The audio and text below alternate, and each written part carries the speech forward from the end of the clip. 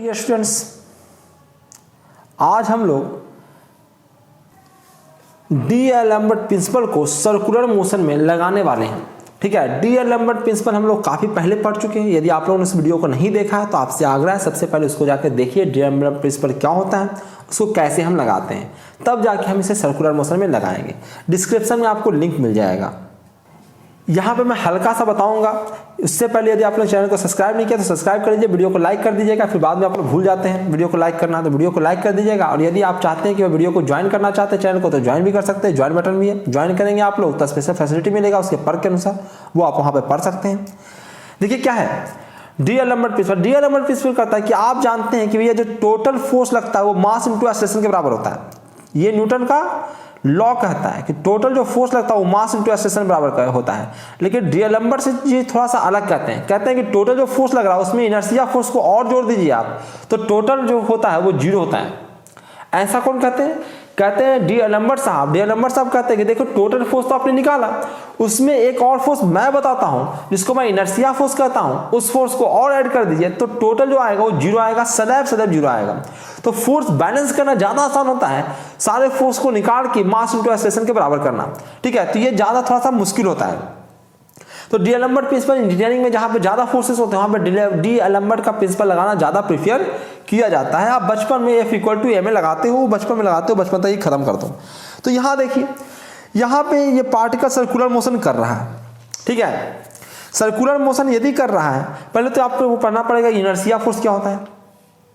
तो inertia force को define किया जाता है मास ऑफ उस object into acceleration of that object. उस ऑब्जेक्ट का मास लीजिए और उस ऑब्जेक्ट का एक्सेलरेशन लीजिए, ये होता है इनर्शिया फोर्स का मैग्नीट्यूड। अब इनर्शिया फोर्स का मैग्नीट्यूड हो गया तो इनर्शिया फोर्स का डायरेक्शन भी निकालना पड़ेगा। तो कहता है इनर्शिया फोर्स का डायरेक्शन उसके एक्सेलरेशन के जस्ट अपोजिट डायरेक्शन में होता है। ठीक है, तो अगर इस ऑब्जेक्ट पे अगर हम निकालना चाहते हैं, इस ऑब्जेक्ट पे सारा लगता हुआ फोर्स निकालेंगे, तो इस पे अगर ये सर्कुलर मोशन कर रहा है तो एक नेट फोर्स जो लगेगा वो सेंटर की तरफ लगेगा, जिसको हम सेंट्रीपिटल फोर्स कहते हैं। ठीक है, इसको हम सेंट्रीपिटल फोर्स कहते हैं। जो नेट रिजल्टेंट फोर्स लगता है उसी को हम सेंट्रीपिटल फोर्स बोल देते हैं। ठीक है, जो सेंटर की तरफ लगता है नेट। ठीक है, इसके अलावा कहा है कितना फोर्स तो है, पर ये तो F=ma के बराबर होगा। ठीक है, पर हम ये नहीं करना चाहते, हम चाहते हैं भैया एक इनर्शिया फोर्स को भी ऐड कर दें और दोनों को सबको जोड़ के जीरो के बराबर कर दें। जैसे अगर इसको सिर्फ लेंगे तो न्यूटन सेकंड लॉ से यह आएगा कि जो नेट फोर्स है रेडियल डायरेक्शन में, इसको रेडियल डायरेक्शन आर से मैंने दिखाया रेडियल डायरेक्शन को, तो यानी कि सेंटर की तरफ जो फोर्स है नेट फोर्स वो होगा मास इनटू एक्सेलरेशन। मास और एक्सेलरेशन रेडियल डायरेक्शन में जो ऑब्जेक्ट का एक्सेलरेशन होगा, ऑब्जेक्ट का एक्सेलरेशन दो एक्सेलरेशन है इसके पास। देखिए इसके पास एक एक्सेलरेशन टेंजेंशियल एक्सेलरेशन जिसको हमने AT कहा है और एक रेडियल एक्सेलरेशन जिसको हमने AR कहा है। ठीक है, तो अगर हम टोटल फोर्स ले रहे हैं रेडियल डायरेक्शन में तो टोटल आपको एक्सेलरेशन लेना पड़ेगा रेडियल डायरेक्शन में।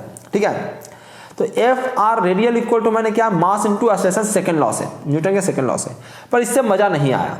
ठीक है, तो अब हम करेंगे, अब सेकंड लगाएगा डी-एलम्बर्ट प्रिंसिपल। डी-एलम्बर्ट प्रिंसिपल कहता है कि भाई जो तुमने ये वाला फोर्स लगाया तो ये तो टोटल फोर्स है ही है, एक और फोर्स लगाई इनर्शिया फोर्स, और इनर्शिया फोर्स लगाया मैंने FIR रेडियल डायरेक्शन में इनर्शिया फोर्स हमने लगाया है इस पे, ये होगा मास इनटू एक्सेलरेशन रेडियल डायरेक्शन का। ठीक है, डायरेक्शन अपोजिट होगा क्योंकि एक्सेलरेशन इधर था, तो हम फोर्स लगाएंगे इस डायरेक्शन में।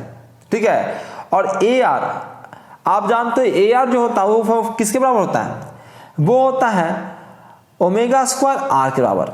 ठीक है, मैग्नीट्यूड में, और डायरेक्शन में देखिए R कैप के डायरेक्शन में मैंने लिया क्योंकि ये -R कैप के डायरेक्शन होता था, इधर मैं डायरेक्शन फोर्स कर लूंगा तो ये बाहर के डायरेक्शन में रेडियल डायरेक्शन में, तो इसको AR लूंगा। ठीक है, तो यहां देखिए मैंने एक फोर्स तो है ये फोर्स जो टोटल फोर्स सेंटर की तरफ लग रहा था, एक और फोर्स ले लिया जो इनर्शिया फोर्स है। ठीक है, ये इनर्शिया फोर्स है। अब यही फोर्स जो था इसी को हम सेंट्रीपिटल फोर्स कहते हैं, और ये जो इनर्शिया फोर्स है उसको हम सेंट्रीफ्यूगल फोर्स कहते हैं। क्या कहते हैं, सेंट्रीफ्यूगल फोर्स। मैंने बताया था कि इससे पहले तो सेंट्रीपिटल फोर्स नाम का ही कोई चीज नहीं होता है। जो टोटल फोर्स, देखो सेंट्रीपिटल नया कोई फोर्स नहीं, जैसे टेंशन फोर्स होता है, ग्रेविटेशनल फोर्स होता है, मैग्नेटिक फोर्स होता है, ठीक है, कूलॉम फोर्स होता है, इस प्रकार से कोई जो सेंट्रीपिटल फोर्स कोई फोर्स नहीं होता है। जो सारा फोर्स सेंटर की तरफ लग गया उसी को हम, जैसे टेंशन का सेंटर की तरफ लग गया तो उसको हम लोग सेंट्रीपिटल फोर्स कह देते हैं। ग्रेविटेशनल फोर्स अगर सेंटर की तरफ लग गया तो उसको हम सेंट्रीपिटल फोर्स कह देते हैं। और उसी प्रकार सेंट्रीफ्यूगल फोर्स तो और भी कोई फोर्स नहीं होता है, ये तो पहले से डी-एलम्बर्ट साहब का माना हुआ फोर्स है। इन्हें कहा था कि सारे फोर्स में मेरा एक फोर्स लगा दो जिसको मैं इनर्शिया फोर्स कहूंगा, उसको जोड़ दो, तो जो नेट फोर्स आएगा सबको जोड़ के जो आएगा वो 0 के बराबर आएगा, वेक्टर सम करोगे तब। ठीक है, तो भाई इसका इनका भी एक फोर्स जोड़ दिया, इन्हीं का नाम दे दिया गया centrifugal force specially in circular motion. तो समझ में आ गया कि सेंट्रीफ्यूगल फोर्स कोई नया फोर्स नहीं होता है। ठीक है, ये जब फोर्स लग जाता है तो सारे फोर्सेस को जोड़ के कितना आ जाएगा, 0 आ जाएगा। ठीक है, फिर आपको फोर्स इक्वल टू सारे फोर्स सेंटर की तरफ equal to mass into acceleration लिखने की जरूरत नहीं है, या mv²/r लिखने की जरूरत नहीं है, सारे फोर्सेस जोड़िए 0 के बराबर कर दीजिए, जैसे यहाँ पे किया गया है। ठीक है, सेंट्रीफ्यूगल फोर्स हमने लिखा रेडियल डायरेक्शन में, और सेंट्रीपिटल फोर्स ये radial direction, centrifugal force radial direction में, और इसके सम को किया तो क्या आया, 0 आया। ठीक है, टेंजेंशियल डायरेक्शन में भी आप सेम कर सकते हो, रिजल्टेंट फोर्स है जो टेंजेंशियल डायरेक्शन में, उसी रिजल्टेंट फोर्स का आपका जो इनर्शिया फोर्स होगा उसको आप जोड़ दीजिए टेंजेंशियल डायरेक्शन में, तो उस दोनों का सम भी 0 आ जाएगा।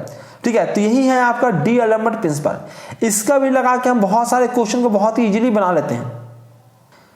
फिलहाल तो मैं पहले क्वेश्चन में आपको डी एलेम्बर्ट प्रिंसिपल को समझाता हूं कि डी एलेम्बर्ट प्रिंसिपल और न्यूटन लॉ ऑफ मोशन में कोई विशेष अंतर नहीं होता, बस लगाने के आपके सोचने के तरीके में अंतर होता है, बाकी होते दोनों एक ही हैं, एक ही लाइन में दूसरा इक्वेशन मिल जाएगा आपको। ठीक है, जैसे यहाँ पे मैं करना चाहता हूँ कि मैं किसी भी एक पॉइंट को पकड़ता हूँ और वहाँ पर d'Alembert principle Newton law of motion दोनों लगाने की कोशिश करता हूँ। ठीक है, तो क्या मैं लगाएंगे, तो मैं कोई पॉइंट पर ए पे ले रहा हूँ, ए पॉइंट पर अगर ले रहा हूँ तो यहाँ पे देखिए ए पॉइंट है, यहाँ पे देखिए यहाँ पे नीचे की तरफ दोनों फोर्स लगा, मैं ए पॉइंट पे बना रहा हूँ, ए पॉइंट पे दोनों फोर्स नीचे की ओर लग रहा है। एक तो लग रहा है टेंशन फोर्स, रस्सी है तो नीचे खींचेगा, रस्सी में मैंने पत्थर बांध के घुमा रहा हूँ, ऐसे से रस्सी में पत्थर बांध के इस प्रकार से घुमा रहा हूँ, तो ए पॉइंट पे मैं दिखना चाहता हूँ, सारे फोर्सेस को दिखाना चाहता हूँ, तो ए पर जो फोर्स लग रहा है, एक तो टी ए लग रहा है, ठीक है, दूसरा एम जी लग रहा है। ठीक है, दो फोर्स लग रहा है, एम जी और टेंशन फोर्स दोनों लग रहा है। अगर न्यूटन का नाम लॉ लिखें तो total force equal to T A plus M G equal to M V square by L होगा। ठीक है, ये होगा आपका यही जो है, यही जो इसी को लाके हम इनर्शिया फोर्स कर देते हैं। ठीक है, यही आपका इनर्शिया फोर्स है। इनर्शिया फोर्स और कुछ नहीं होगा, इनर्शिया फोर्स होगा मास इनटू एक्सेलरेशन, जो कि भाई एक्सेलरेशन का पूरी डायरेक्शन में लगेगा, तो एक्सेलरेशन तो भाई यहाँ सेंटर की तरफ ही होने वाला है, रेडियल एक्सेलरेशन, तो सेंटर के बाहर की ओर एक फोर्स लगेगा जो होगा कितना, MAR या फिर mv²/L, तो ये मैग्नीट्यूड में यही इनर्शिया फोर्स है। ठीक है, और डी एलेम्बर्ट प्रिंसिपल लगाना है। ठीक है, डी एलेम्बर्ट प्रिंसिपल लगाना, तो डी एलेम्बर्ट प्रिंसिपल कहता है कि सारे फोर्सेस को जोड़ के दीजिए तो वो 0 के बराबर आता है। तो देखिए सारे फोर्स क्या है, तो नीचे की ओर दो फोर्सेस हैं, एक है mg और एक है TA, और ऊपर की तरफ एक फोर्स है, तो उसको भाई नीचे की तरफ अगर प्लस हमने लिया तो ऊपर की तरफ को हमको माइनस लेना पड़ेगा, तो एक माइनस ले देंगे और दे देंगे mv²/L, ये सारा का सम क्या होगा, 0 के बराबर होगा। तो न्यूटन लॉ ऑफ मोशन ही है, यही उधर जाता है, इस साइड जाता है तो मास इनटू एक्सेलरेशन हो जाता है। ठीक है, इधर आ गया तो उसी को इनर्शिया फोर्स हमने कह दिया, तो कोई अलग चीजें नहीं है, पर हाँ सोचने के तरीके थोड़ा सा अंतर पड़ जाता है, क्योंकि वहां पे हमें फोर्स बैलेंस करना है और दूसरे में हमको सारे फोर्सेस को निकाल के हमको एक्सेलरेशन का डायरेक्शन पता करके उस डायरेक्शन सारे फोर्स को निकालना पड़ेगा, और तब जाके हमको चीजें सोल्व होगा। तो डी एलेम्बर्ट प्रिंसिपल थोड़ा सा इजी हो जाता है, सोचना उसको आसान हो जाता है, क्योंकि वहां पे फोर्स बैलेंस करना है। ठीक है, वहां पे हमको सारे फोर्स को निकाल कर वेक्टर सम करके हमको मास इनटू एक्सेलरेशन के बराबर नहीं करना है। ठीक है, जैसे बी पॉइंट पे इसी प्रकार से बी पॉइंट पे आप निकाल सकते हो, यह है बी पॉइंट, यहाँ पे भी मैंने निकाल के दिखाया है। ठीक है, यहाँ पे क्या है, mg नीचे लग रहा है और नीचे इनर्शिया फोर्स भी लग रहा है, Fi ही लग रहा है, और ऊपर टेंशन फोर्स लग रहा है। सारे फोर्सेस को जोड़िए और आप सारे फोर्सेस को जोड़ के अलग कर दीजिए। ठीक है, जैसे T इक्वल टू क्या होगा, भाई ऊपर जो जितना फोर्स लग रहा है उस नीचे वाला फोर्स के बराबर होगा, तो T भी जो होगा वो mg प्लस mv²/L के बराबर होगा। इसी प्रकार से सी पॉइंट पे जाइए आप, तो सी पॉइंट पे अगर आप देखोगे तो सी पॉइंट पे mg नीचे लग रहा है, पर इससे तो हमको लेना देना है नहीं, एक टेंशन लग रहा है T और इनर्शिया फोर्स इधर लग रहा है, तो इन दोनों सारे फोर्स क्या होंगे, इस डायरेक्शन में सारे फोर्स बैलेंस होंगे। ठीक है, क्योंकि इनर्शिया फोर्स अगर आप लगा देते हो तो उस डायरेक्शन में सारे फोर्सेस बैलेंस हो जाते हैं, तो मैंने सारे फोर्सेस बैलेंस कर दिया, तो टी सी निकल के आया है mv²/L, और यही है आपका डी एलेम्बर्ट प्रिंसिपल।